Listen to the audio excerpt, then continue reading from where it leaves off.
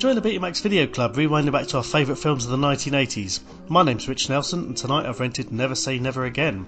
Joining me is Steve Clamp. Hi Steve, how are you? Hello, good to speak to you. Thank you for joining the video club finally. We've been a little bit rusty in getting this together, but it's a very special movie.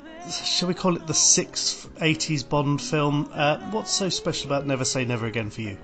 Do you know, it's an interesting one. I was 7 years old when it came out, so I don't have a clear, vivid memory of it being in the cinemas. But what it did to my youth was it made me quite astray, because I grew up thinking that Roger Moore and Sean Connery were both Bonds at the same time. And I thought that until I was quite old. I thought their movies were made alongside each other. And I think that's probably because of Never Say Never Again and Octopussy coming out in the same year. And I remember as a kid thinking, whenever a Sean Connery Bond film was on, because I'd always watched them, I loved Bond films, so whenever it was usually ITV, when they were showing them, I would watch, and I would get quite disappointed when it was Sean Connery, because to me, he was the old Bond, and Roger Moore was the young Bond, which is actually ridiculous when you know their real ages, but that's what came of it. And so my memory growing up was really that, oh no, it's an old Bond film, it's Sean Connery, he's the old actor. And actually I think with Never Say Never Again, there's some justification in that, because he does seem, I know Roger Moore was older, but Sean Connery seems a little aged in the film. But it's a funny one, isn't it? Because it's, of course, not an official Eon Bond film. And then when you become a big Bond fan later in life, you start questioning whether you're even allowed to watch it or not. So I've jumped in bed with it for this podcast very much wholeheartedly. It does feel like a forbidden fruit. It's so having watched the five other official Eon Bond films of the 80s last year, coming back to this one, it's strange, because again, like growing up, it was just, I had no concept of the whole canon, not canon, is this a proper Bond film or not? I just assumed it was a Bond film, and it sits there and however, but it's only when, like you say later on, that there's always this and the original Casino Royale movie that sit almost like cousins at a wedding who've been shoved onto another table. It's very, coming back to it now, when watching it, sort of paying a little bit more attention, and watching it probably again like you twice in the last few months, I'm actually quite fond of it. Yeah, I don't think it's actually a bad film. For years I've been saying it's a terrible film, but that was based on having not watched it for a very long time. But when I watched it again recently, the first viewing I was a bit sceptical, because there's a lot of cheese, that the music isn't great throughout the whole thing, and Connery does seem very old and a bit out of shape. But there's some really nice moments. There's some beautiful direction in it, which we probably haven't seen in the Eon Bond films to that extent. Obviously, with a classy director involved, and you do get little moments where it's very stylish. And some of the set pieces are great, although we'll come on to that a bit more as we go through it. But I think considering it had an enormous budget, I don't think you quite see all that on screen. Maybe because most of it was going to paying Sean Connery. Yeah, I suppose having to lull him back, it's going to cost you big. I think he took about $3 million to do this, which I guess in 1983 was a small fortune, or a large fortune, really. Well, for me right now, that's a small fortune, to be honest. I'll take $3. There isn't a plug for Patreon, by the way.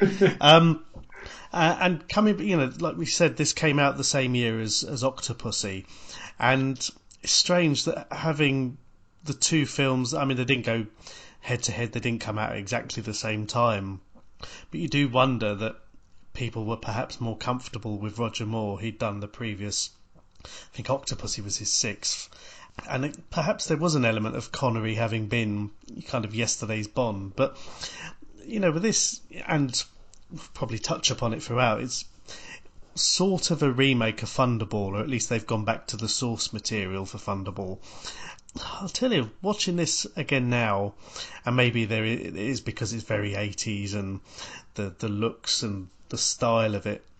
I mean, Thunderball is generally seen these days anyway as quite boring. This definitely isn't. Yeah, I agree with that. I think they actually learned lessons from Thunderball, because there's so much of Thunderball is underwater, which, as we all know, unless you're making the Blue Planet, is incredibly dull to watch. They had to stick very closely to the source material. I understand there were even solicitors on set making sure they did. because obviously there were all the rights issues. So they had to stick closely to source material. But I think they've done all they can to minimise what was done underwater. I think there was one particular sequence of Thunderball that, not I've seen it for a while, that it just felt like it was about 45 minutes long, and it was just terrible. I think you'll probably find it was 45 minutes long. Yeah, probably. Yeah. I mean, this, for example, they've come back and they have tinkered with the plot slightly. There is the concept that James Bond is semi-retired. He's now become almost a trainer. He's lost his...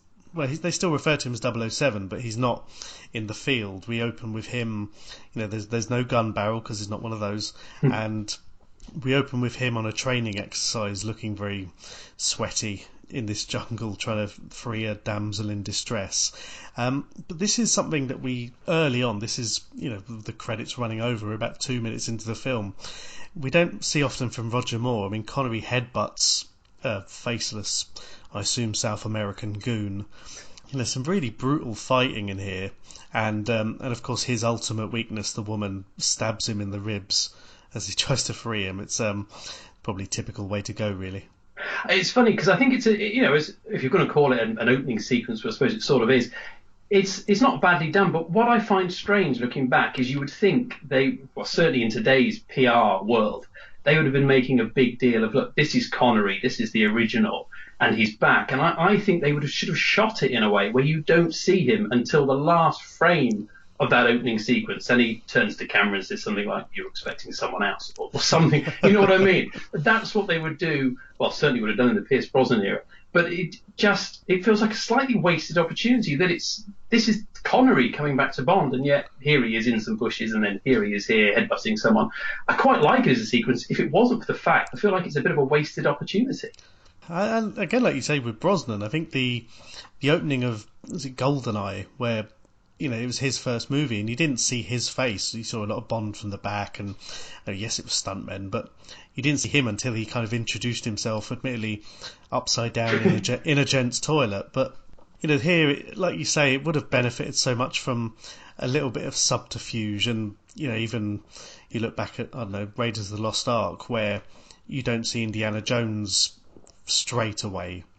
It's a slightly different circumstance, I guess, but here you just feel they're trying to sort of push it. It's Connery. I don't know, the whole thing it's very elaborate for a training exercise. Yes, absolutely. Probably not as elaborate as that one in that last Pierce Brosnan film, that awful thing with the virtual reality, which I tried to block out of my mind. But yes, pretty elaborate. Yeah, I think in that he didn't quite meet 100%, although after this one he gets the whole thing gets replayed on video, and you've got Edward Fox as M, who's very stuffy. He's very different from any of the previous M's we'd had in the regular Bond films. He likes giving Bond a hard time. You should have studied the plot more carefully. Fanatical revolutionaries kidnap a millionaire's daughter and hold her captive for 8 weeks. Of course she could have been brainwashed. Could have turned. Evidently she did. With due respect, sir, I played your war games for 2 weeks and I only got killed once. Twice. You've forgotten a landmine on the Black Sea beach. Correction, sir. I lost both legs. I did not die. You were immobilized.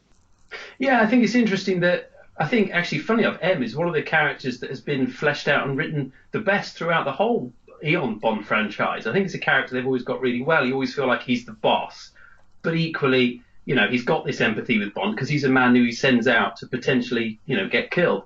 Whereas I think in this film, where a lot of the characters are actually really good, he's a really weak link for me. Yeah, he's the boss, but he's almost like, I don't know, a direct entry level. He hasn't been in Bond's shoes. He's the bean counter that you might call the M from later on. And he's giving all this hard time. And I guess, we're talking 1983. This was probably the peak time when people were, in leg warmers doing all sorts. And he's talking about free radicals and sending Bond off to a health farm. Yeah, which obviously is something that happens in the original novel. So I guess it was a theme from that, and it ties in quite well with Connery being older, and he's carrying a bit of weight. Maybe he did that to be in character for this film. I'm not sure, but he's certainly looking a bit stocky compared to Roger Moore, who was very svelte, at least during his era, if aged in his own way. So perhaps that actually fell quite nicely into their lap. But I just feel that he doesn't seem to have any affection for Bond at all, and I think that's such an important relationship in these films. I don't want to take it too seriously. This is a 1983 film, but it's very easy to compare it to all the other Bond films, where I feel like they've just always got that relationship a bit better. And certainly, if you read the books, which, funnily enough, I've been working my way through all the Fleming books, there is a great bond between M and Bond, almost a fatherly type relationship. I mean, we see something a little bit further down the line when they're talking, and it does.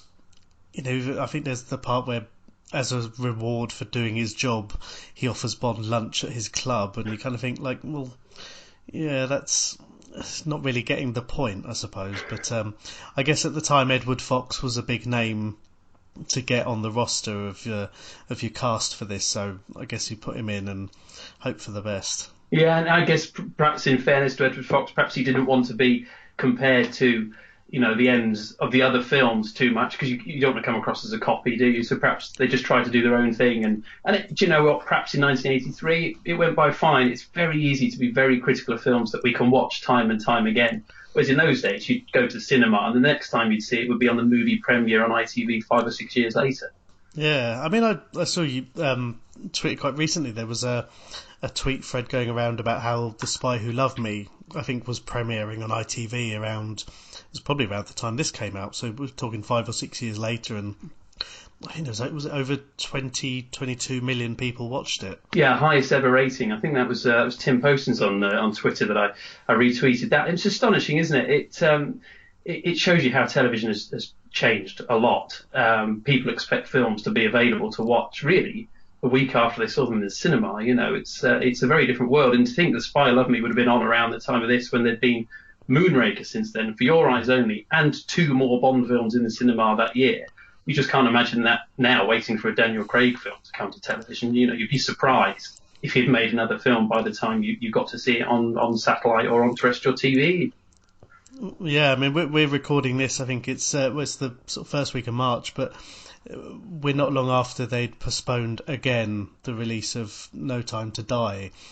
And I think, so by the time that comes out, there will have been a full 5 years between that and Spectre, which, when you think about it, there were only 4 years, I think, between Die Another Day and Casino Royale, and 6 years between License to Kill and Goldeneye. Just going to say, and obviously I was a lot younger, but I loved License to Kill. I was 13 when that came out. I just thought it was wonderful. I know it was a 15, don't arrest me. And I thought Goldeneye was brilliant too. But that gap between the two, as someone of that age, a young teenager who had fallen in love with James Bond, it felt like, until the wheels were in motion fully on Goldeneye, I thought Bond was never coming back. That 6-year gap felt like a lifetime. Yeah. And yet here we are, 5 years between them. I don't know, does it seem so big now? Perhaps because they do take longer making films than they used to. But it will be 5 years. Incredible, really. And Daniel Craig, pretty much not far off the age that Connery was when he made Never Say Never Again. I think we can say which one is probably in better shape. But I mean, I just saw, today they put out some pictures, obviously planned months in advance, of Daniel Craig promoting the new one and with his shirt off, and yes. And he's probably thinking, I've got to stick to that strict diet of gym and health now for another 6 months until the film comes out. I'm sure the millions of dollars and all that make it slightly easier, but yes, it's a hard life. Yeah, we all want to be Bond. He's made it clear that on certain occasions he doesn't really want to be. But then Connery was the same, and I guess that would be the whole never say never again thing. I'm sure it's a very good tactic for increasing your next pay packet. Yeah. And I think, I read Roger Moore's autobiography, and I think he did it to an extent, not so publicly, but I think he a few times told the producers, I've had enough now, and then he quite openly said in his book that they'd come back with a larger paycheck, and funny enough, he'd sign on for the next film. Even James Bond is human after all. So we're at the health farm, and again, this is something from Thunderball, but we have this sequence. I really enjoyed the way they did this one, where you've got Bond is with his chiropractor, and this just, something about this film, and I don't know I know Octopussy was very much the same, being the same year, where you've got an English secret agent, or Scottish, in their 50s, but every woman that looks upon them seems to suddenly gush and melts and can't resist themselves with him, and even Bond's chiropractor is no different. Yeah, it is, and it's quite a nice moment. And for all I've said about Connery being out of shape and all that business, there's an absolute twinkle in his eye. I mean, I can see why people, think he's a gorgeous guy, because even though he's got a bit of weight on, he's lined and he's wearing not the best toupee I've ever seen. Yeah. And they've allowed the grey to come into his natural hair on the sides, which I think perhaps is one of the aging things, because Roger Moore never had that grey. Perhaps that was it. I don't know. But there is an absolute twinkle in his eye, and his smile, there's a charisma about him which still flows. It absolutely flows. And you see it, yes, in that scene very much. The one time, I will just briefly jump ahead in the film, we can come straight back to where we are. There's a scene where he's taking I think he's getting ready to go scuba diving, and Fatima Blush, who we'll come to in a bit, says something along the lines of, yeah, you look cracking. And I'm thinking, he really doesn't, does he? I mean, that's ridiculous. In this scene, he does not. I mean, get a body double, get anything, because that's just not right. But yeah, earlier on, the less you see of his, his healthy tummy, shall we say, the better, because in his eyes and in his smile and the way he talks, he's still got all that. It doesn't help as well that when the chiropractor comes to his room afterwards with his salad and healthy food, and he opens up a suitcase full of, I mean, there must have been about 8 different jars of caviar in there, as well as the bottle of vodka. I mean, how long was he planning on staying? He knows how to have a good time. Yes, he's. I didn't see much else. I mean, I suppose you can only live on foie gras and caviar for so long, but that probably explains a lot about his physique. I've never seen him down the chippy in a Bond film yet. I'm hoping we will. Perhaps in this latest Daniel Craig one, that'll be the big twist, but who knows? Yeah, I mean, he's got to play undercover. Yeah. Exactly. And also in this health farm at the same time, and I apologise, I probably bore the arse off people. We have the actor who I only know as Brad from Superman 3, Gavin O'Herlihy, who also popped up in Death Wish 3. He is playing Captain Jack Patachi, who's very much being used as a Spectre plot to steal these nuclear missiles, where he's had surgery on his eyes so that his retina replicates the president. I suppose at the time this would have been Ronald Reagan. And it's just such a strange thing to kind of get your head around, that, after so long we'd had these Bond villains of, your Scaramangas and Strombergs and Drax. We finally get a very fleeting glimpse back at Spectre. Yeah, absolutely. And I've just got to give you a Superman 3 fact now that you've put it out there. Yes, please. Just because it ties in with this, obviously it was out in 1983 along with this. And I think from the limited research I've done, mostly involving Wikipedia, that Superman 3 was the only film to cost more money in 1983 to make than Never Say Never Again. Sounds about right. I'm sure I'll be corrected by several thousand people, but that's as I have it, $39 million for Superman 3 and 36 for Never Say Never Again. Money well spent. What a glorious era of cinema this was. Oh yes, yeah, absolutely. Yeah, it was all in the art. Yes. But yeah, Spectre, yes. Again, I think slightly strange casting of Blofeld, or a strange way to play the scene, and it all seemed a little bit jolly there for me at Spectre headquarters. Yeah, I mean, when you compare it to the earlier, very menacing, whole thing about Number One and Blofeld from the early Connery films, and this seems closer to kind of Dr. Evil type scenario. And I mean, again, it's almost like fate. The day we're recording this, it's the day that Max von Sydow, or we heard that he died. And his Blofeld was very jovial. Yeah, I mean, for me, he's got a very tidy little goatee beard. If it had been bushier, he could have passed for Father Christmas. Because he does seem so jolly and warm, and he's dishing out these threats with a smile. Now, I think he's a terrific actor, and I've seen him in some great films. But for me, he doesn't quite pull the menace off that perhaps he was hoping to do, with the kind of juxtaposition, perhaps, of being a slightly jolly guy talking about horrendous things. We have accomplished two of the functions that the name Spectre embodies, terror and extortion. If our demands are not met within 7 days, we shall ruthlessly apply the third. Revenge. I mean, he seemed to revel in the concept of what Spectre represented when the missiles were stolen, and he presents his little video to the intelligence services where he talks about terrorism and extortion, and then ends it with a mushroom cloud video that is straight out of the Dr. Evil playbook. But he seems to revel in that, almost the sort of jolly villain.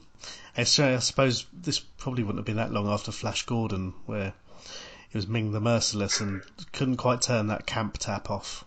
Yeah, I think there's a big part of that. I wonder if, because he's only ever seen in that one room, they had a deal where they shot all his scenes in like an afternoon or something, or a couple of days. Because actually, you always think of Blofeld as being the main villain, very involved, whereas in the Thunderbolt book, and indeed in this film, he's not really, apart from a few messages here and there, he's not actually very central to what's going on. He's not our main villain, really, is it?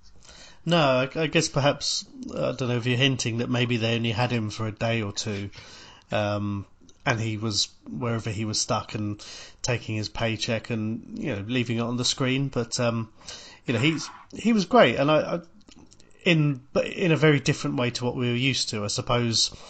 To me, Blofeld was Telly Savalas. Certainly maybe not the iconic one, but certainly the one that I enjoyed the most. And he was menacing. Yeah, I think most of the other actors who took on the role certainly brought more menace to it. They played it straighter, clearly. But yeah, I guess it's very hard when you're taking on a role that we've all got our favourites in. It's very hard to make it your own and then not have people criticise you for it, And I'm sure there are plenty of people out there who think he was absolutely terrific at it. Yeah. But for me, yeah, he just didn't make me feel like this is the most evil man in the whole world who wants to extort money out of every government there is and doesn't care how many people die in the process. Jumping ahead slightly, but one person whose perhaps villainy was more on screen and more pronounced than perhaps several other Bond villains was Klaus Maria Brandauer, who played Largo. He was pretty terrifying in parts of this. I think he's absolutely brilliant. I think he's, without question, one of the best actors to take on a Bond villain. Absolutely nails it with that lightness of touch where you just genuinely believe this guy exists. You can see why he would have the gorgeous girlfriend, because he's charming, he's fun, but you can also completely believe he would kill his own grandmother if he needed to, without question. And that's a fine balance to get. And I don't think there's a lot of actors have got anywhere close to him, actually. And that watching these films again was the thing that struck me, was it was such a superb performance. And I don't think he was a particularly well-known actor at the time. I'm sure I read somewhere that Connery's wife spotted him in something and suggested him. But yeah, I thought he was absolutely brilliant. It's throughout the film, every scene, he pretty much steals the limelight right up to the end. Yeah, I mean, I did see. I think he was in a film that won an Oscar. Might have been a Best Foreign Language film of the early '80s. But he was also considered for the role that Connery had in The Hunt for Red October. And I guess in this, when it's easy to do, and I know we did it in some of the other Bond films when you compare it to the recent ones, and you look at. we'd say Christoph Waltz completely wasted in his film, and I guess an equivalent would be Quantum of Solace, for all that film's many, many flaws. One of them was a villain who, and I guess maybe, they weren't playing the same character, but you could see, Brandauer here would have been a much better, playing off the balance between charisma and evil, and ultimately, essentially the plot here is to extort money by blowing up oil wells. This isn't a nice guy, but there's one part where he's with Domino and she says, if I leave you, what would you do if I leave you? And he says, ha, ha, ha, ha, I'll cut your throat. Yeah. And it's just like, Jesus. And what if I ever leave you?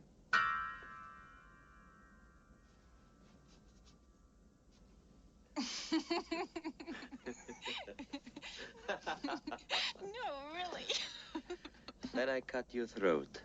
absolutely believe it. And there's a scene, and I can't remember exactly what he says, but when Connery's locked up in the tower in that old castle, and he's leaving Connery there to die, it's just the way he does it is so charming. He's basically saying, "I'm leaving you here to die," but doesn't need to say that. He just does it all in a look. It's absolutely wonderful. And I just wonder, now you've mentioned, the other Bond villains that have come since, I wonder if perhaps his performance and the way he was written gave Eon food for thought, because actually, if you think about it, some of the actors they had since, even straight away with the next one of their films, A View to a Kill, with Christopher Walken, a brilliant actor in that role, really does seem menacing, does seem absolutely nuts.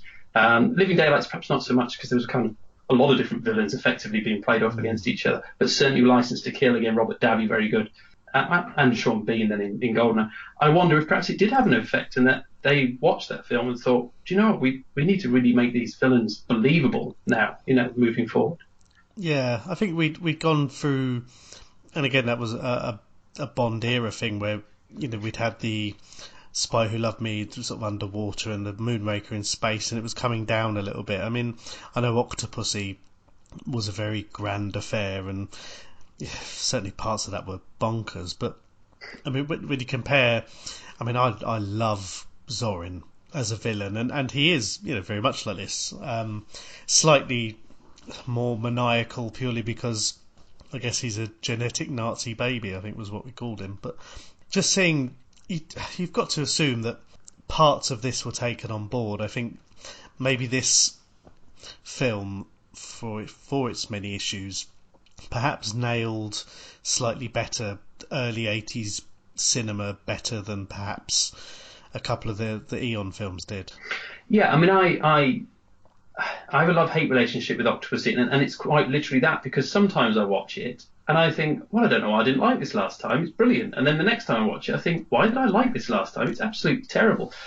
There's the big thing about Bond being dressed as a clown in it.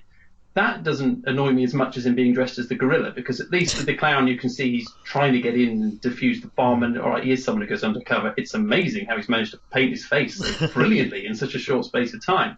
But maybe he had special training for that. But the gorilla thing is just impossible to have happened, and it just... What seems strange to me is that Eon knew this was the only time they were going to be up against another James Bond film, albeit they were released a few months apart. But I mean, that's a pretty big deal. I would have thought, if I was the producers, I would have thrown everything at this film. You don't want to have your brand, destroyed by this rival. So I would have upped the budget again, because they've been cutting it since the big expense of Moonraker, for no real reason, because they were making tons of money. I would have upped the budget. I would have got a much better script, a tighter script. Okay, maybe kept John Glenn, because I actually think he proved he was a great director with The Living Daylights and License to Kill. But at that point, he probably hadn't proved his worth. Perhaps I would have maybe looked at another director. Whatever I would have done, it would have been... You would have at least seen they were trying to make a great Bond film. You can't always guarantee it's what you get. But I don't get that feeling with Octopussy. It just feels a little bit lazy, really. And Bond as a gorilla, what were they thinking? And you've got the whole Tarzan bit where he's going through the trees. And I just think, what? What was in their minds? Was it not, we've got to make the best Bond film we've made so far? Maybe not. Maybe they just were too relaxed about how well their product was doing. It's just carry on, keep doing it. Just the tiger and the sit and everything. That was, it's bonkers. Sit? Yes. Yeah. So you see, now I'm on my hate phase. Clearly, you've put me into my hate phase of Octopussy. So next time I watch it, I'll really enjoy it. So that's okay. Good. Well, my work here is done. And one thing you pointed out there, and we did mention earlier, when the director of this film is Irving Kershner, who's, I think it was his previous film was Empire Strikes Back. They got him with that pedigree coming onto this, and he'd had a very sort of varied CV. I mean, he'd done The Eyes of Laura Mars, which I remember being strange thriller, and obviously went on to do the very marvellous RoboCop 2. But I mean, some of the scenes in here he handled, and the fight between Connery and Pat Roach in the Health Farm, that scene, there were parts in there when they moved from room to room, from the gym into the laboratory, where it felt like the end of Empire Strikes Back, where it was Luke Skywalker against Darth Vader. Yeah, it's really a lovely scene. I will say that Sean Connery was bench pressing that bench very up near his neck, which is convenient for Pat Roach to then try and strangle it with him. I'm not sure that's the best health and safety way to do it, but beyond that, absolutely, it's brilliant. I love the moment where they are fighting each other and going past the group of patients who are gathered around watching, I think, some boxing on television, and they go, and it could be cheesy, it could have been done badly. It wasn't. It really works. You believe the comic timing in it. They do it so well. You believe that's happened, and that's when comedy in a drama works really well. And yeah, that does show his class. There's some lovely touches from him in the film. There's a scene where Connery's in an apartment. I think it's when he discovers the dead body of one of his fleeting love interests. But just before then, there's some lovely shots of him that the camera captures just coming around the bend in the light, and it just looks so classy. It reminds me of Martin Campbell's work with Pierce Brosnan in Goldeneye. The little shots of Brosnan, it just captures a raised eyebrow or a head deflecting away from a bullet. Lovely little moments that we didn't seem to get in those earlier John Glenn films, where it was a lot more based, I think, around his skills as an editor. Yeah, I mean, this as well. They borrowed a lot of the stuff, including, I think, the cinematographer was from Raiders of the Lost Ark. I think there's a lot of team from Raiders of the Lost Ark, from what I read. Yeah. So I mean, certainly people of a good pedigree. And I mean, this fight scene as well. The way it ended, essentially, you've got Pat Roach, this sort of one of these British wrestler, champions at the time, and he's popped up in several 80s movies, including, again, Raiders of the Lost Ark. And the way that Bond defeats him is to throw a urine sample in his eyes, and then he falls back and gets impaled on a various array of chemistry sets. But it just goes to show, whatever Bond produces, it's toxic. And that's a lovely moment, because when I watched it again for the first time, he threw that over him, and then you see him in screaming pain, and then you can see he's dying. And Bond glances down, and you get the gag that it's a sample from him. I thought, oh, that's quite funny, but obviously it wouldn't have killed him. And then you get the reveal that no, it's not that that's killed him. It's all the glass that's got into his back. And I think that's just such a nice touch, because again, it's comedy based in what could be a reality, if you like, rather than perhaps a little bit with some of the Roger Moore films. And don't get me wrong, I absolutely adore most of the Roger Moore films, but the gag came first, and perhaps the reality of what was happening came second. Whereas with this film, a little bit, you do feel they're actually thinking things through. How can we make some humour out of what is the reality of our story?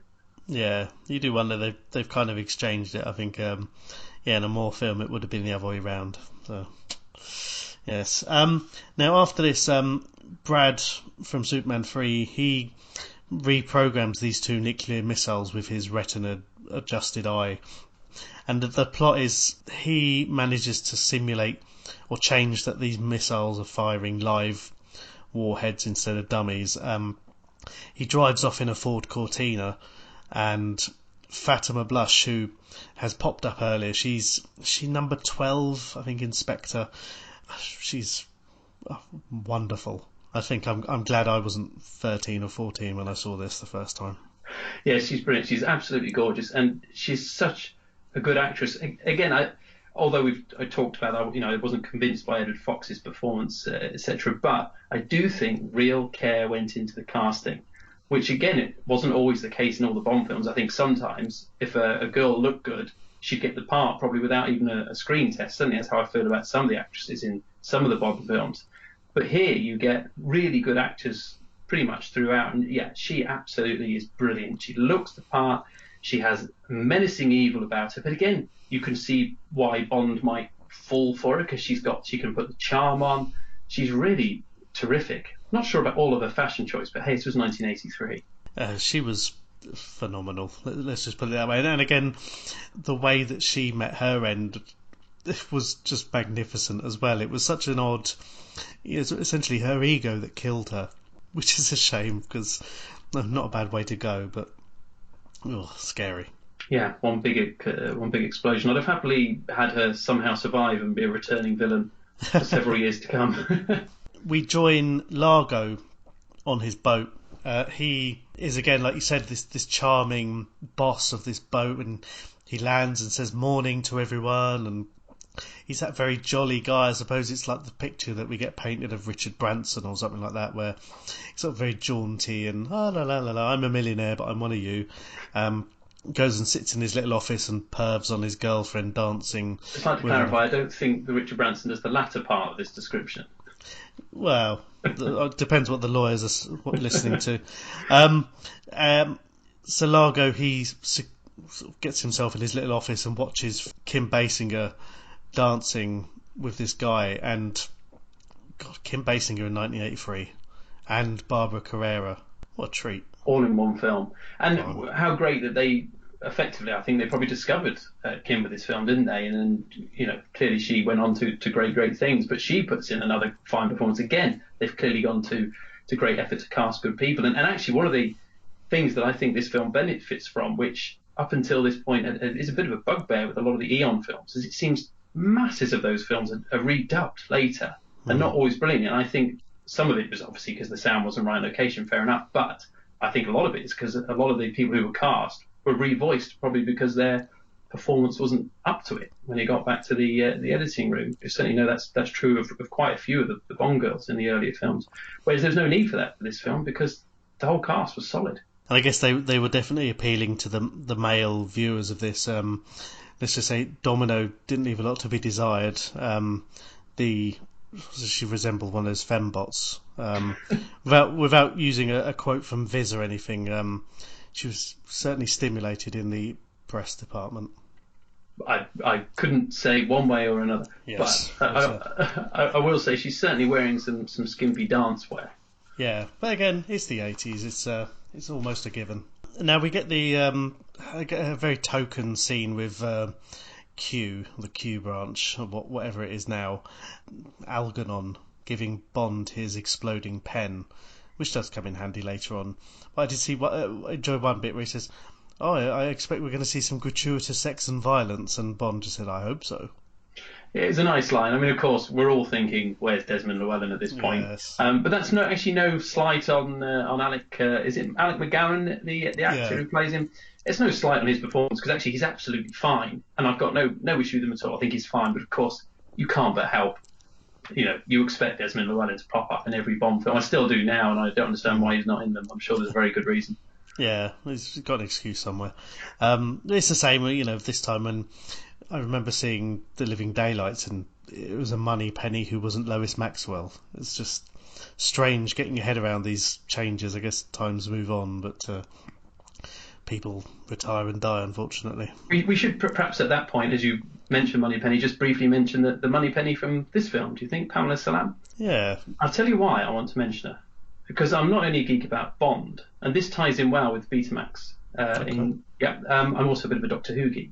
And she was in one of my favourite Doctor Who adventures in 1988, which I recorded on my dad's Betamax. Remembrance of the Daleks. She was great in it. Obviously, I didn't know who she was at the time, but she was great in it. It was a 4-part, so I recorded it 1 week at a time, trying to edit it together to turn it into a mini movie.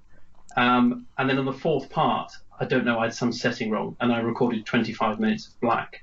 I think took me about 3 years to get over it, because in those days there were no repeats, there were no satellite channels showing this stuff, and we had a Betamax player. So even if the BBC in their good minds had released it to sell, they wouldn't have sold it on Betamax, so I couldn't have played it. So yeah, it was a difficult time for me, but I think she's great. Is that why you're at ITV now, and sort of payback for BBC not helping you out then? Absolutely. I did go and work for the BBC just so they could see what they were going to lose when I left, and then gave them a real kicking. I don't think they've ever recovered. Oh, clearly not. I mean, that's why they're trying to get rid of the licence fee. But, out of interest, did you manage to catch the rest of it? Oh yes, and I have it on DVD now. Oh, good. Yeah.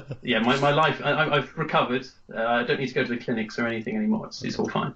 Unlike Sean Connery. Yes, absolutely. We get a traditional Fleming trope. We get Bond in the Caribbean. He's in Nassau, met by Nigel Small Fawcett, or Rowan Atkinson as he's commonly known. I believe this was his first film role. Do you know what? I think it's really interesting because I think Rowan Atkinson's a genius. You can't say he's not, really. He's brilliant. I think one of the problems is we've got to know Rowan Atkinson being Rowan Atkinson so well in the subsequent years. It's almost hard to appreciate how fun he probably was in 1983. That would have been one of our very early tastes of it. And he's absolutely great, but it's that thing, isn't it? We know it, we've seen it 1,000 times. so it doesn't perhaps have the comedy impact that it would have done back then. But I think it's quite fun. I actually heard him on the radio being interviewed not that long ago, and somebody mentioned him being in a Bond film, and he couldn't actually remember which Bond film he was in. And I do think that was a genuine response, because he apologised for not knowing. It wasn't like, I've been in so many things, who knows? He sort of said he sounded a bit sort of foolish for not remembering.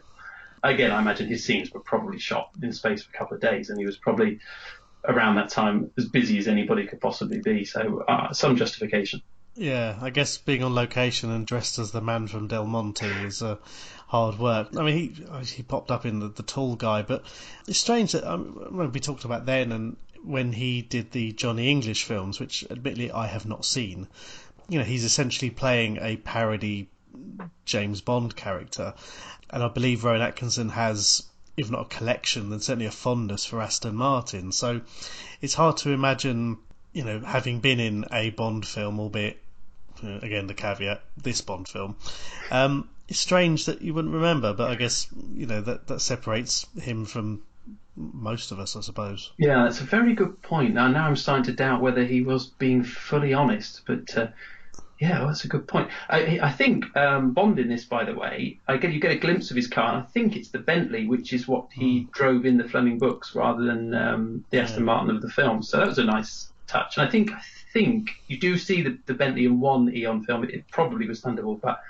I'm not certain of that, so don't quote me. No, but that was one of the things they said when he pulled up at the health farm, and they said, they don't make him like this anymore. And you kind of think that was a dig or an in-joke, perhaps. Yeah, that's very true. Yeah, Connery and the Bentley, both of another era. Now, Bond is busy, as you do if you're on a working holiday. Gets himself a nice drink, watching The View, and there goes Fatima water skiing past, and obviously she knows who he is, being a Spectre agent, but very amazingly manages to essentially water ski straight up to him and gets him all wet. That's the sign of a good villain. It's all in the timing. Yeah, but luckily his martini is still dry. But, I think it's a lovely line. How reckless of me. I made you all wet. Yes, but my martini's still dry. My name's James. Hello, James. I'm Fatima Blush. You ski very well. I do many things very well. I do think the lines in this are very nicely done. I think it was the great comedy duo, wasn't it, of Dick Clement and Ian Le Frenay, who were brought in by Connery to add a flavour to the script, if you will, because he wasn't happy with the original screenplay. They don't get a credit, but I think they've actually got a book out just recently, and I'm sure in that they talk about working. I'm not ready yet, I will do, but I'm pretty sure they talk about working with Connery on that film. So I think a lot of the humour may well have come from their pen.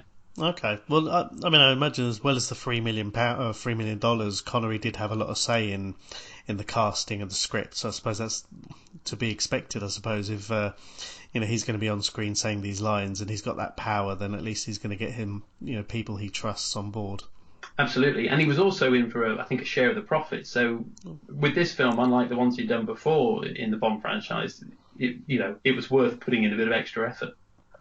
Yeah, so I suppose the joke about a Michael Caine film, but I mean this must have sorted him out quite well. I think he was living in Spain at the time. Actually, I think the funny thing with this, obviously his big issue with Bond originally was getting typecast and whatever. But funny enough, coming back to do it, I wonder if that was a little bit of the thing that actually put him back into the public eye, and then he obviously went on to make some terrific films after this. I mean, he's had a very eclectic career. I mean, going back to well before Bond, but he was then from 1983 and probably before, but being cast as the older man, and bear in mind, just he was in Highlander and Untouchables and Indiana Jones's dad. I mean, that was 6 years later, I think. That really kind of gave him a bit of a boost. Not that he necessarily needed it, but it certainly gave him that little bit of a change of direction. Yeah, and obviously also Hunt for Red October, which you mentioned earlier, which I think he just comes across brilliantly now with so much screen presence. If you sit back with a bucket of popcorn and watch that film, it's a great movie. Yeah, I did a bonus episode about Hunt for Red October, and he just seemed to be enjoying it so much, and obviously with his very authentic Russian accent. Classic film. One of the things about this scene where he meets Fatima is it doesn't take them long to end up. This is where they get together on the boat, and like you said, where she says, "You're in cracking shape." And he's basically stripped naked in front of her while they're about to get into some scuba gear, and they have I suppose a sex scene that's interspersed with cuts of fishes swimming around and some very odd jazz music playing over the top, and it looks quite acrobatic. There's lots of them moving in and out of the camera. Yeah, I'm never comfortable with love scenes in Bond films to this day. I do prefer the camera pans away to a burning fire. That's my preference, if I'm honest with you. But yeah, I suppose at least there's an element of comedy about it. But the whole thing is the kind of same issue we were having with Roger Moore with women who are half his age. You know, there's a slight feeling of, well, would they really be attracted to you? Well, certainly so suddenly without knowing your winning personality. But yeah, she was quite happy to get in bed with the enemy for a time. And after this, they get down to this wreckage where she swims off, and she's putting a little antenna on him where suddenly he's not just appealing to women but also to the many sharks. Yes, it's strange. I mean, this was the era when sharks were still the kind of great villain of the sea. I know. I mean, obviously this film couldn't compete with Jaws 3D, which also came out in 1983. What a year! Oh, it just gets better, doesn't it? It just gets better. But I actually think it's a very nicely done scene. You obviously question why didn't she just shoot him, but fair enough. That's Bond, isn't it? There's always there'd be not much film if he just got shot, I suppose. So that would be very silly. But yeah, I actually think it's done really well. Even when I watched it the most recent time, I hope I'm not alone in thinking the sharks look pretty good. Yeah. I don't know how they did it, because there's a lot of sharks and they look quite mean to me. But it's as good as any shark scene really at that time, I think, for what it was, and very nicely directed and handled. It was well done, and I mean, some of the music. This was one of the more subtle. It was almost Jaws-esque, I guess, but yeah, it's a weird one to do, but it just seemed to work, and it put him in that peril where, once he realised what was going on, then this antenna that was beeping, and he managed to get rid of it. But the way that he got rescued by being caught by the attractive fishing lady who he'd made a reference to earlier, just a nice little callback. I don't think we mentioned it, but she said she was looking to catch something fishing about 6'2" and 190 pounds, and he did say, "Well, I did say I'll catch you later."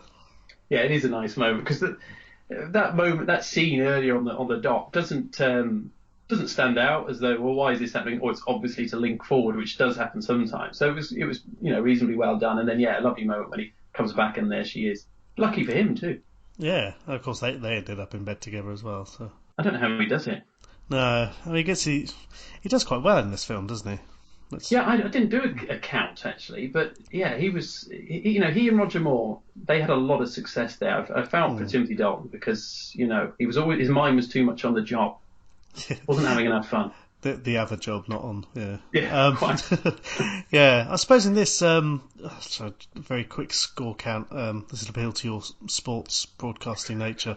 I suppose there was the chiropractor, Fatima, Domino, this lady, the fishing lady. So it's at least 4.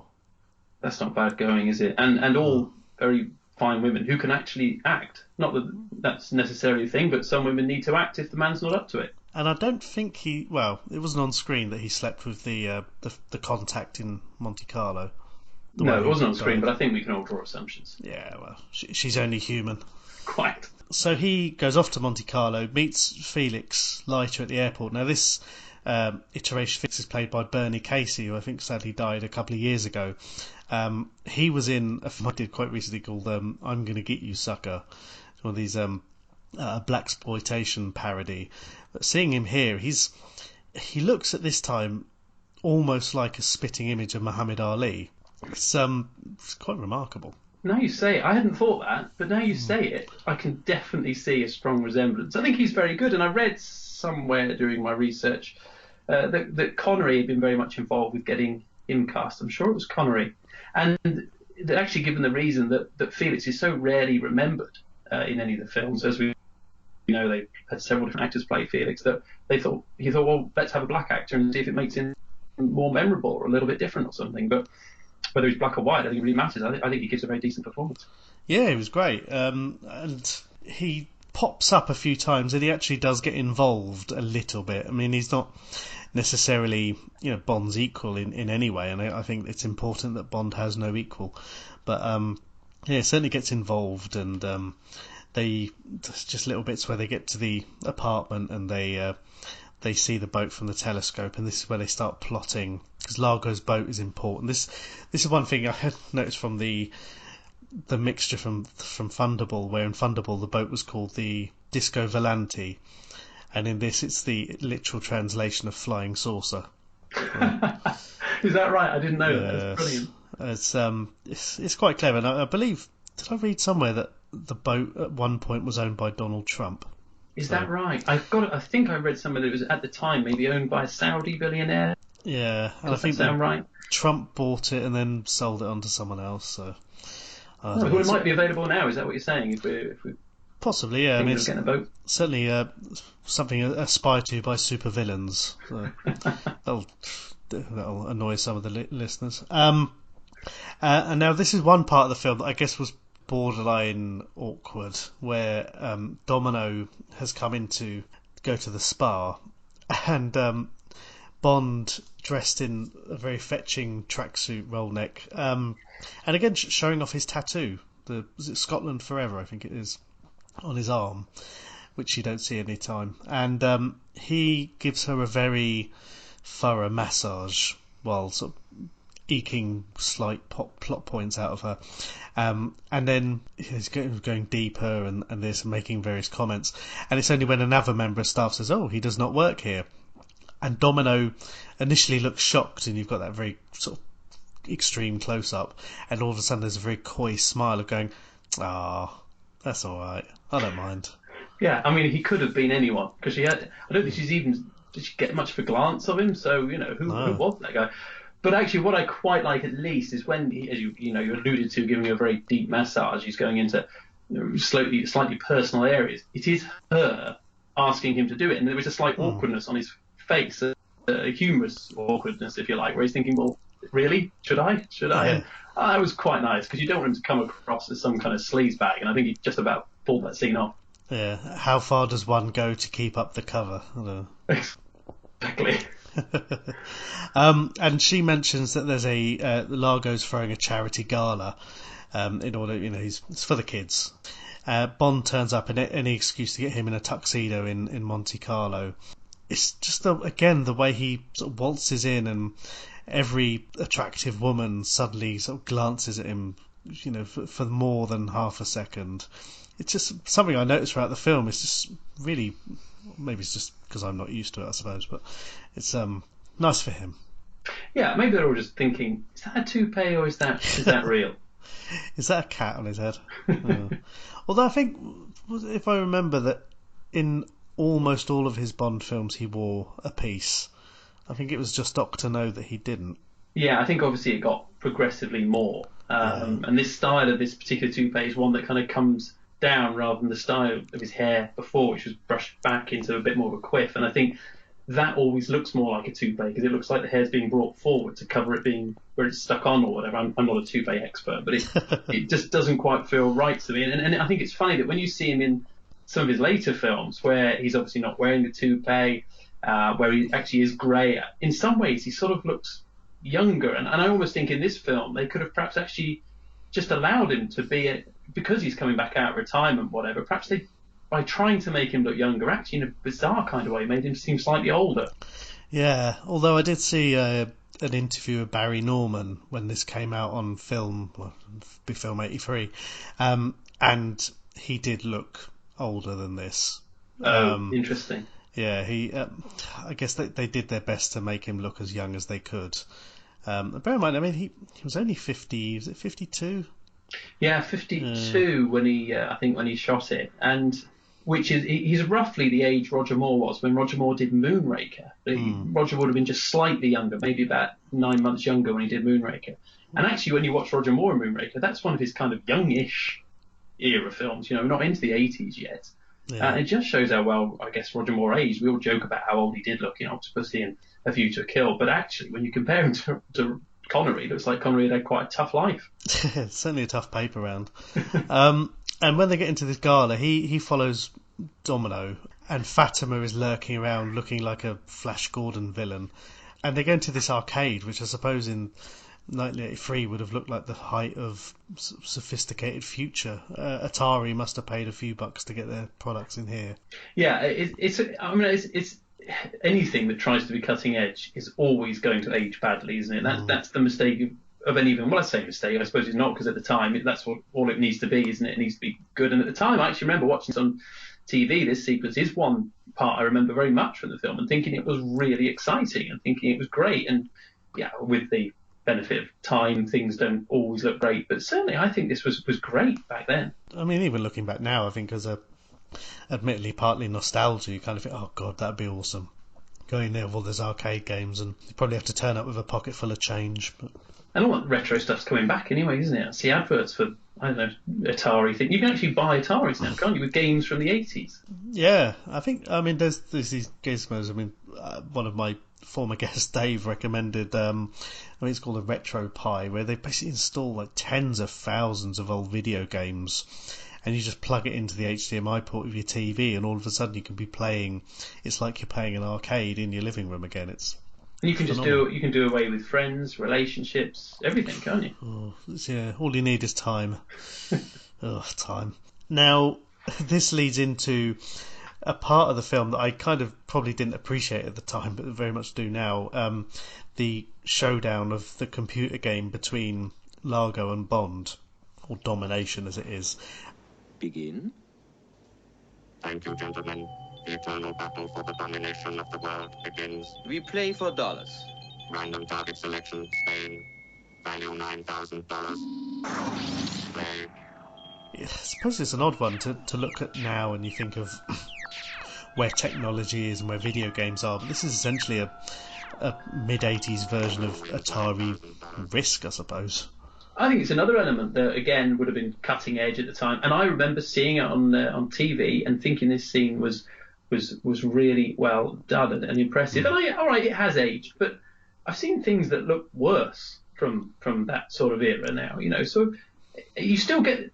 I think the point of it is you still get the excitement and the tension and what Bond's trying to do. You're not distracted by the old-fashioned computer graphics. You're still drawn into the scene and the battle of wits of these two guys, and what is it Bond's trying to do, because obviously he loses his first round. And this is one of these games where you get electric shocks based on the, I suppose the stakes within the game. And again, I suppose the only slight divorce from reality would be how quickly he manages to pick up. You wouldn't assume that Bond is a connoisseur of gaming of any sort, but he certainly picks it up by the third round, when they're fighting for, was it $325,000? Remaining countries of the world. Value $325,000. Play. I'm not doing myself any favours in describing it, and I suggest someone go and watch it on YouTube. But he manages to best Largo in this game, and basically gives Largo an almighty electric shock, which I guess to someone, a villain of his standing, must be slightly humiliating. Yeah, I think perhaps Bond's great skill here is not just adapting to the game, but that he's a man who can take a lot of pain from these electric shocks and still focus on the job in hand, and that's perhaps why he goes on to win. I can never be Bond, because I don't have much knowledge of computer games, but I have played FIFA off and on over the years, and I'm pretty sure, and my friends will vouch for this, that I don't think I've ever won a game. I don't think I've ever won, and I don't understand why, but I love playing, when I very occasionally do when I meet up with friends, but I don't think I've ever won. I'd love to see them maybe introduce that into one of the new films, and again, we're speculating what Bond 25 will be in the showdown between Daniel Craig and Rami Malek, and I assume they're not going to sit down and play Call of Duty on an Xbox. It depends. I don't know what the budget was for this film. If it was tight, then that could be what happens. Yeah. Maybe that's why they've had to postpone it again. Bond, when he wins, he turns down his winnings in order for a dance with Domino. And this is a very Strictly Come Dancing style dance. They do a tango in front of everyone's gathered around to watch. And while they're looking, they amazingly, they move very well together. and Bond, ever the smooth romantic, manages to get into her ear that her brother's dead. It's great, isn't it? I mean, that's the way to win a woman over in your first dance with her, isn't it? Just drop that in there nicely. It does the desired trick, which is obviously to make her see through her very charming boyfriend. It manages to work, I suppose, and this is where Largo is watching with Fatima, and he kind of teases her that she hasn't killed him because she fancies him and gives him another go. And this is where the next day Bond, well, I suppose the next morning, he returns to the apartment and finds Nicole, the contact, dead. This is where we get the bike chase. Yeah, and it's that apartment scene where we've got those lovely shots of Connery coming through, which was just a really classy touch. And then, yes, you get the bike chase, which I think is done really, really well. I think it's great, apart from one thing. I wonder if you can guess what that is. Not the fact that he's riding a bike like Street Hawk, but... Oh, no, you can't knock Street Hawk. Oh, I love it. I'll never have it. No, I'll tell you what I think really lets it down in a big, big way is the music. Oh, yeah.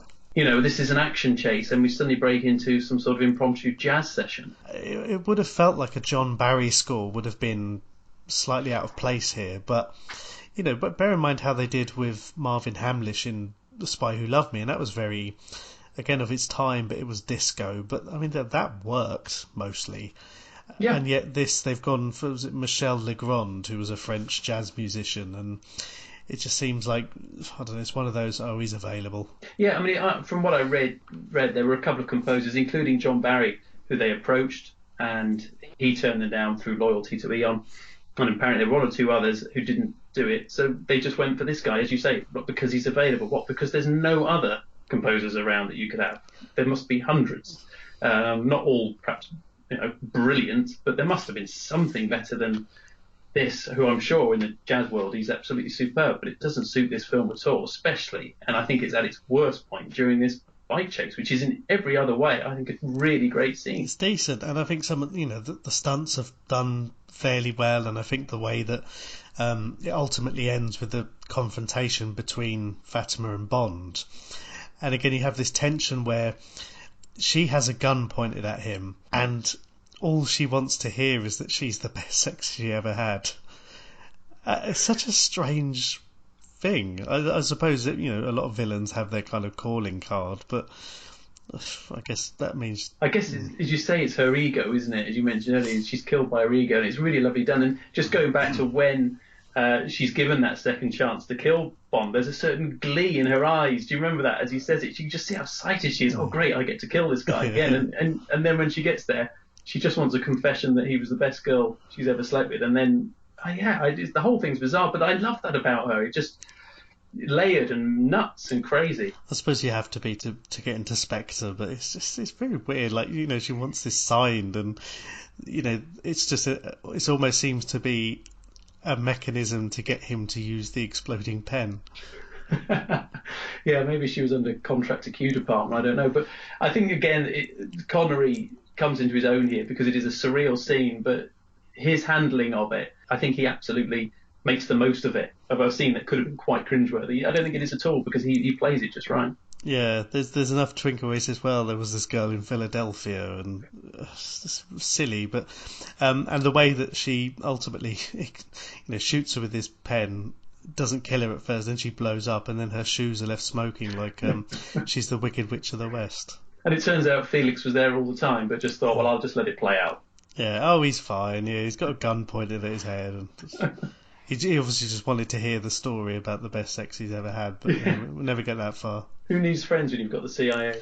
Just standing there watching. I suppose that's what they do.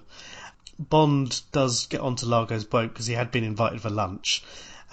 He does sneak on, and Largo again kind of reveals a little bit of his plan, but he allows Bond to just wander around the boat, which I found a little bit weird. But I sort of like that uber confidence that I'm better than him, he won't find out. Do you know what I mean? He's a spy, but I'm better than that. So yeah, go for yourself, have a look around, see what you find. Yeah, of course it doesn't take him long to get himself into the studio with Domino still in her workout gear. Absolutely, and time for another dance routine, I think. Yeah, they have a nice little kiss and set off the alarm, and this is where we see some proper Largo rage. He's with an axe smashing up his music system. And again, it's a really nice setup because you can see that here Bond has thought everything through, because with the alarm going off and having the music up loud, Largo's not hearing that the alarm's going off. So he's just in his rage without realising that he's been clearly, duped here. And it's really cleverly done. It's only when he stops the music he hears the alarm and realises that Bond's getting into all sorts of mischief. Because he managed to... Obviously, at this point, Domino knows that her brother's dead, and this is kind of the part where they get taken off to... Is it North Africa, I think? That's right, yeah. Yeah. Largo is, again, properly menacing to her, saying, you betrayed me. And this is where she's essentially sold to almost like to a local auction for local... I mean, it'd be difficult to portray them in a more racist way, but locals thumbing around their pockets for a few coins for an attractive blonde woman.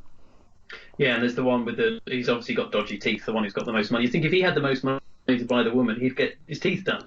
Yeah, but then I suppose he can just buy any passing lady for sale by the nearest megalomaniac. And actually, I think it's interesting, because up until this point, I think it's been a pretty decent film. You're getting very close to the point where I think it goes horribly downhill. But carry on.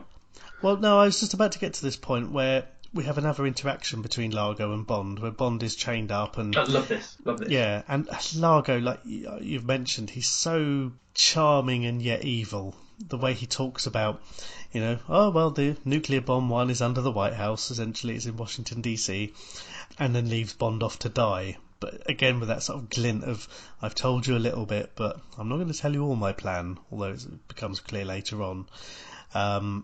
But, yeah, I think this is the part where... And we've got about a 4-minute sequence where Bond has escaped using the laser in his watch and then just the whole horseback sequence. Yeah, you know where we're going. I mean, yes, he rescues... He knocks a guy off his horse, takes the horse, rescues her on the horse. Okay, so far I'm with it, we're okay. He's charging around for what seems like forever around the top of this fortress thing. And then we get... Actually, do you know, it's the moment where he, on the horse, accompanied by his good lady, jump off the top.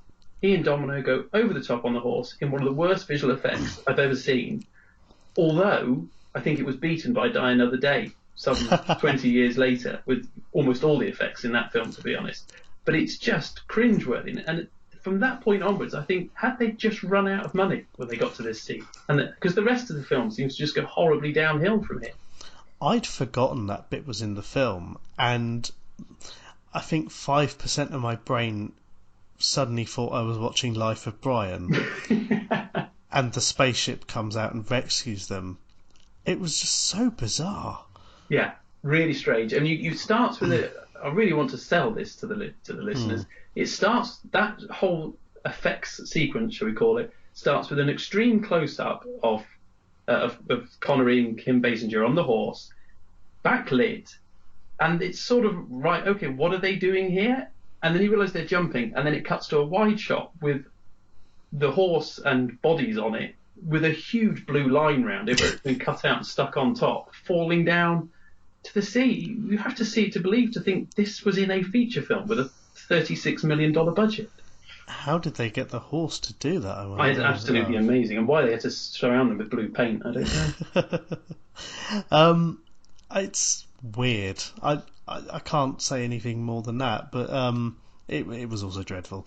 And again, this is perhaps where you can see that the Eon people were probably watching this going, oh, here we go, we're in here. Yeah, they were worried until that point.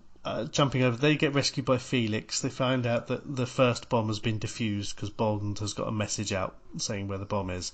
Now, Largo has docked his boat near these oil fields with his second bomb. The whole plan is to extort and make millions, billions of dollars through essentially removing the oil supply of his competitors. Now, Bond and Felix, and I've written this as a almost as bad special effects, they are fired out of this submarine in missiles, which turn into jetpacks. And I've written, these special effects make Flash Gordon look like fucking Avatar. They really do. And you know, it's just so pointless as well. It's like, at first, you think, oh, but basically Bond says he knows about the CIA having these bits of kit. I'm thinking, oh, is this so you can get in undercover and no one's going to see you? Because presumably that's what they want to do. They want the element of surprise. But instead of having the element of surprise, they launch themselves up into the air out of 2 missile tubes and fly across land with all the people seeing them in these ridiculous jetpacks, which it looks like Thunderbirds. Actually, it's probably doing Thunderbirds a disservice, but it looks just like the scene from the original Thunderbird series. And then they land, and then they end up scuba diving anyway. So why didn't they just scuba dive out the submarine? I do wonder if this was just an excuse to get a jetpack in because that was in the original movie. It's got to be. But it was done much better in the original movie, which when you think that was almost 20 years before, it says a lot, doesn't it? There are many positives of this film, and I talked about I'll name check because Joe Scaramanga on Twitter was saying that this film is better than Thunderball, and I replied it's definitely more entertaining. If you took these 10 minutes out with a horse and these missiles, that would save this film so much credit. It would, and we haven't quite got to the climax yet. I think the whole climax is very disappointing as well. Certainly doesn't have a big feel to it, which makes me think even more they had run out of money or run out of ideas at least.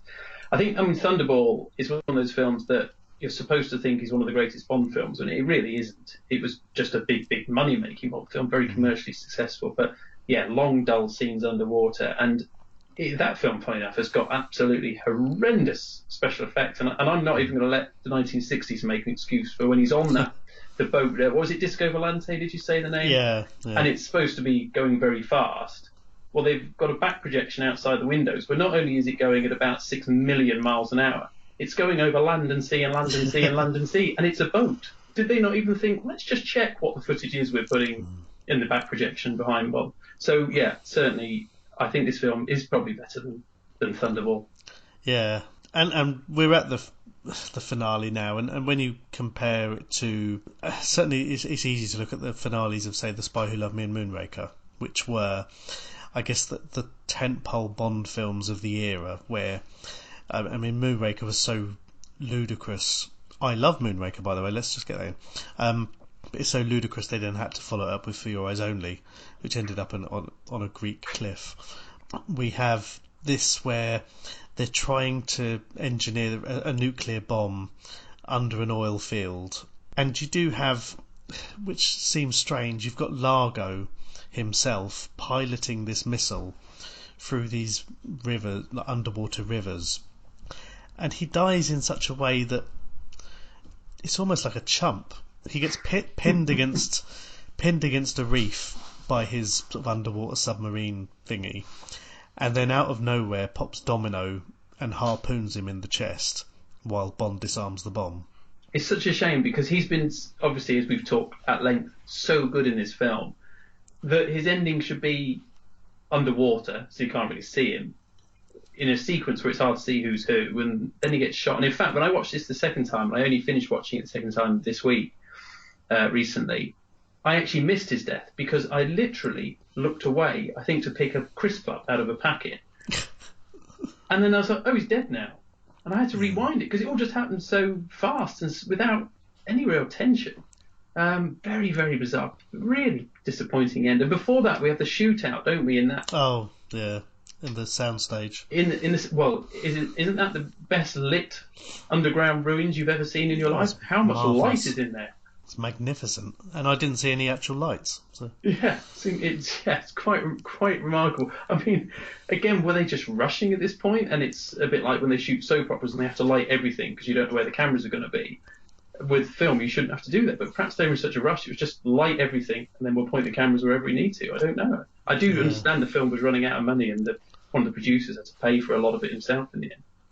Yeah, I mean, I didn't realise until this week that the main producer of the film was Jack Schwartzman, who was married to Talia Shire at the time, and that's why it was made by, is it Talia Film or Talia Movie was the movie company? That is the name. I didn't know that's where the link came from. Okay. Yeah, and their son was Jason Schwartzman, who's in all these Wes Anderson films, isn't he? But yeah, it's just you do wonder. I guess they had to get so much money for Connery and a lot of the other cast, and it's just such a shame. I mean, the first 2/3, 3/4 of this film are good, very good. There's no problem really with it. I mean, obviously we've got our gripes, so we've gone along. But as I say, it's very easy when you're watching something over and over again. I think when you'd first seen it in the cinema, up until the point of the horse, you couldn't really have had a complaint about the film at that point. But yeah, it just goes awfully downhill. It's scene after scene of destruction of what should have been a very decent film all in all. And we get the ending, the very quick ending, which does get parodied and joked about quite a lot. But we've got Domino and Bond kissing in a hot tub, and Rowan Atkinson pops up in the bush, gets thrown in a pool, and engineered completely to say that he's bringing a message that M wants Bond back in the Secret Service, and he says, "Oh, never again," and the wink to camera. M sent you. Only to plead for your return, sir. M says that without you in the service, he fears for the security of the civilized world. Never again. Never? Never say never again. Never say never again. Yeah, in fact, funnily enough, my wife, who I've tried very hard to turn into a Bond fan, and I did in fact make her watch all the Eon films not long after we got together, but obviously now she wouldn't because we're married, so she's no need to do that sort of thing. But she walked in just at the end when that happened, and she just said, "Oh, it's so cheesy." And actually, do you know what? She's right. It just feels like that was in there. That was probably one of the first things they did, one of the first things they wrote. And I know there'd been mentions of the Bond, the film title being different. Was I think one of the titles was Warhead or James Bond and the Secret Service, and this evolved basically from some quotes he gave to some media, and then this was just done at the end as a kind of never wink. And again, it's him breaking the fourth wall in a similar way to Lazenby did. Yeah, absolutely. Although I think with Lazenby, it somehow worked better, which is a surprising thing to say. But yeah, but I don't mind. I mean, you're at the end of a film that's been quite cheesy in places because it is that sort of film in that era, and I'm not massively offended by it. At least it makes me forget some of the terrible special effects I've just sat through for the last 5 or 10 minutes. Yeah. But yeah, I think it was Connery's wife that actually suggested "Never Say Never Again" as the name, and she's credited on the titles with coming up with the title. If you see what I mean. I can't remember his wife's name at the time, but yeah, as you say, based on these quotes that you've given in an interview, I think it was her idea, and she is, I believe, on the credit list. Although I ran out of time on my research, so I a bit failed you there to actually tell you who she was. I wonder if that was a special thanks credit or some sort of weird producer role, but yeah. Ultimately, I think we've both enjoyed most of this film. I'd like to think we've given it a fair bit of credit. I know this film gets unfairly maligned in certain quarters, and I guess, you know, having watched the last 10 to 15 minutes of it, you can see why. But I'd like to think that, you know, most of this film would stand up certainly within the official Bond canon. I think it's certainly there are several films that would sit a long way below it. Yeah, I think you're right. I think perhaps the advantage the other Bond films have is the familiarity we have with the other cast members and the music and touches like the gun barrel. And even if they're not the best Bond film, and some are pretty poor, I will admit, I suppose, as films, but you're always brought back into it by, oh, I like that bit, oh, here comes the music, all those little touches that make a Bond film a Bond film. Of course, this doesn't have the gun barrel, it doesn't have the Bond music, it doesn't have any of the regular cast apart from Sean Connery. So you haven't got those little elements to hark back to. But when you say it as a film, I think for 1983, it's not a bad film, actually. I think, yeah, it does lose its way towards the end. But there's plenty to enjoy. I think Connery's really good in it. I know I kept going on about how old he looks. But actually his performance, I do think he's really good. And I think he was amazing in Dr. No, amazing in From Russia with Love, and amazing in Goldfinger. And then he seemed to get pretty bored. And I don't think his performances were ever the same again in those original films. But in this, I think he really looks like he's enjoying himself. And I think that's the main thing. That was the thing that you kind of miss about some of his other roles. And I think, you know, again, with Bond being one of the ultimate heroes, you know, one that young people, you know, of this age, it was mostly young boys, but I guess young people would idolise, they'd want to be James Bond, and to see someone turn up and do it by numbers, it's difficult. And I guess that was always the appeal of Pierce Brosnan, in that he played the role as though he'd won a competition. And he looked like, you know, even in Die Another Day, which admittedly started okay, and turned into a abomination. But he looked like he was enjoying himself, which is part I agree, about. and I think that's the same with Roger Moore, and I think perhaps that's why I've got great affection for both Moore and Brosnan. I feel very sorry that I think Brosnan was let down by the standard of his films, which started absolutely brilliantly with GoldenEye, wasn't bad with Tomorrow Never Dies, got steadily worse with World Is Not Enough, and then was absolutely awful with his last one, and then he never got to make his fifth film, which I think he thought he was going to get to do. It was a surprising decision, really, although his last film was terrible, that can't really be held as his fault, and it made a lot of money. But we can all see that Eon probably made the right decision in retrospect. But you look like he's enjoying it. Roger Moore looked like he loved being Bond. He was never one moaning about being typecast or whatever. He'd had a pretty decent career before Bond, and I think he was happy to say, do you know what? This is the pinnacle, really. I've got one of the best movie roles in the world, and I'm going to make the most of it. And you can't help but love them for it. I mean, I'm a big, big fan of Timothy Dalton, but you certainly feel he was slightly more in the just treating it as an actor point of view, and certainly from that point of view, he brought a lot to the role. But you don't get that kind of I've won a competition, as you described it, which is absolutely true. And you get a little bit of that twinkle from Connery, don't you, in this one, which we hadn't seen for a long time in his Bond roles. Yeah, and I think that made such a big difference in this, because if he turned up doing it for the money, very by the numbers, it would have been awful. And I think, for all the good parts that we talked about, I mean, most of them, other than, the villain was excellent. The Fatima, who's the sort of, I suppose, the hench person in this, she was great. Kim Basinger's Domino was good. But Connery, was good. And I think if, most of the main cast members did, they looked good and they were enjoying it. And I think it just made such a big difference. Yeah, it's a well-cast film. I think it's a decently structured film, apart from the very climax at the end. The music's a bit dubious in places. I think you can go away and say, it's a good film. And should we shy away from it because it's not the official Eon film? No, I think go out and enjoy it. It's different. It's not going to give you quite the same experience, but perhaps that's not a bad thing. I mean, bear in mind, the first couple of Daniel Craig films didn't have a gun barrel at the beginning. Well, I suppose, Casino Royale did to some point, but this didn't have one. And I think MGM, who do the distribution for Eon, they own this. And I know it's not released as an MGM film, because I have it on iTunes and it came out as an Orion film.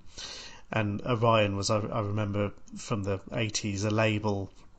It was almost like, we're slightly better than Canon films, which I suppose that sits quite nicely. Yeah, I've got it on a DVD. I can't remember who it's by, but it wasn't easy to get hold of. It wasn't, normally you go on to Amazon or other shopping sites and whatever film you want is there. But it was, I don't know, to buy it from some obscure shop. And I did later look for it on Blu-ray, and it seemed to exist, but for about £100. And I thought, all right, unless they've redone the visual effects in the last 15 minutes and shot a new ending, I'm not spending £100 on it. Yeah, I mean, maybe Timothy Dalton can come out and do a bit for that. That'd be good. There was once talk of them doing the film again with Dalton, wasn't there? Oh, wow. McElroy wanted to make it for a third time. But I think it was probably best left the way it was. And I don't think Dalton, with his closeness to the Broccoli's, would have been interested anyway. No, I mean, we're at a point now where the Bond franchise seem petrified of anything, or they're certainly reactive to stuff where, we look at this one, the latest films all seem completely driven by Jason Bourne, but I suppose when the next round of changes come, we'll see where we really are. Well, maybe there'll be a Police Academy reboot, or it'll just turn out to be the Fast and the Furious or something like that. I think with Bond, I mean, you're right, the Jason Bourne thing, it does get levelled at that, but then to a great extent, you actually look back at Bond films, and they all look very much like the films of the time. You think of Roger Moore, was perfectly suited to the Burt Reynolds era of success. Yeah. And Connery with the whole 60s, the Michael Caine thing, all that sort of stuff that they felt of that era. And I suppose we'll just look back on these films with Daniel Craig probably in the same way. I don't feel the affection towards them that I do the older films, but I sometimes think time helps, if you know what I mean, these things. And then when I look back in years to come, I'll probably love them just as much as the others. Although I do think Casino Royale is brilliant, and I do think Martin Campbell is the only person who should be allowed to direct Bond films. But it's just an aside. Or maybe when they remake Never Say Never Again, they'll let him do that one. Let's hope so. Well, Steve, I'd best get this Betamax copy rewound so I can sell it on eBay for 500 quid. Now, where can people find you on social media? And more importantly, you're a TV star. Where can we find you on the box? Well, on the box these days, I work for ITV News Central, so that's for those people who live in the East or West Midlands. Work on their 6 p.m. news programme. And I do pop up on the national news very occasionally, but less so these days. Too many commitments with children and things. But yeah, that's where you can find me. And I'm on Twitter at Steve Clamp ITV, I think is the link. And I'm on Facebook, Steve Clamp TV. But let's face it, there aren't going to be many Steve Clamps, are they? I mean, Clamp is a horrible name. I always have to say to people on the phone when I say my name, they say, "Oh, was that Steve Clamp?" No, as in wheel clamp. I've said that for 40 years now. But it's distinctive. You need that in TV. It's like Ron Burgundy or something like that. Yeah, quite. Anyway, Steve, thank you very much for bringing this copy, and hopefully people will enjoy it. And if the last 15 minutes or so are wonky, just blame the tracking. Now, normally, we talked about this off air, we play the song that is number one when this film came out in the UK. Now, this movie was released on the 15th of December 1983. The song that was number one was Only You by the Pickets, which and I think this is about the fourth time this has come up. So it must have been number one for a very, very long time. No, I think I did a lot of films around 1983. Let's just say, let's have a look at the list. I've got Jaws 3, which came out the day after this. Oh, what a time to be alive. Amazing. I've also got Trading Places, which came out the week before. So, yeah, golden age of cinema. So what? Let's dig something by Michel Legrand out. Let's have the music from The Bike Chase to see us out. How about that? It doesn't get any better, does it? Ever? No. That was the best part. But anyway, Steve, thank you very much. It's been an absolute pleasure. Thank you.